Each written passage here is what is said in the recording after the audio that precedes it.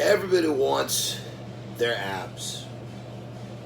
And how do you get abs? Most people, their abs are the best kept secrets because they've got a layer of fat that is protecting them from being actually seen.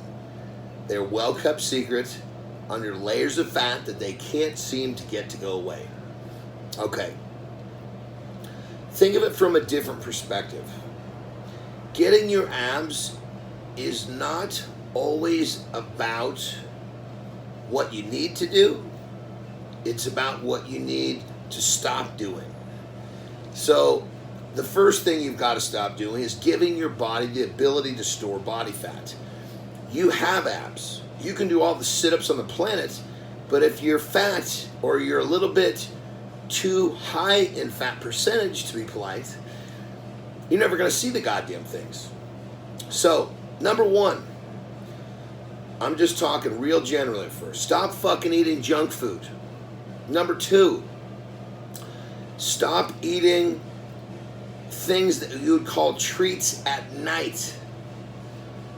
We're talking the most common things that people eat at night are the things that give their bodies the ability to store that body fat that's keeping your fucking abs a well-kept secret. So, number one, stop eating junk food. Number two, stop eating snackish type food at night. Then number three, you've got to learn to use your carbohydrate properly. Most people, when it comes to the use of carbohydrate, they just don't understand. Carbohydrate's a slippery slope. If you use it just right, it's going to be fine. If you don't understand how it works and you use it, misuse it, or use it wrong, you're going to end up storing body fat. And unfortunately for most people, you're going to store body fat on your stomach, which is what's keeping those goddamn abs a very well-kept secret. So, the big issue is, how do I explain to you how to use the carbohydrate in a way that's not going to make you fucking fat so you can see your fucking abs? All right, number one,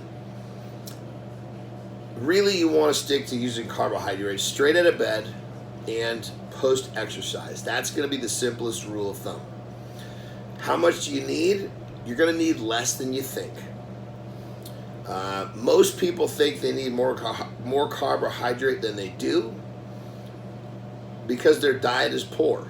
When your diet's poor, the carbohydrate will help cover up a lot of shitty things in your diet. If your diet's improper, if it's not complete, the carbohydrate will kind of bridge the gaps. It'll give you the feeling like you're okay when your body's really not that happy. That's why you need the carbohydrate. If your diet's on point, your carbohydrate can be used very minimally, and you're going to feel fucking great. So, number one, stop eating fucking junk food. Number two, stop eating snacky shit at night. Number three, limit your carbohydrate. Out of bed, post-training. I would say, just to use a real rounded figure, a safe, guaranteed bet would be this. For a 200-pound person, just do the math, if you had 50 grams for breakfast and 50 grams post-workout, and you stuck to that, you would definitely start to lose body fat, and guess fucking what? Here comes those goddamn abs. Those well-kept secrets are starting to become a well-known fact. You want your abs? Follow those 3 steps, and you will be pleased because you'll see your fucking abs for the first time. John Andersen bringing you a little more DEEPWATER.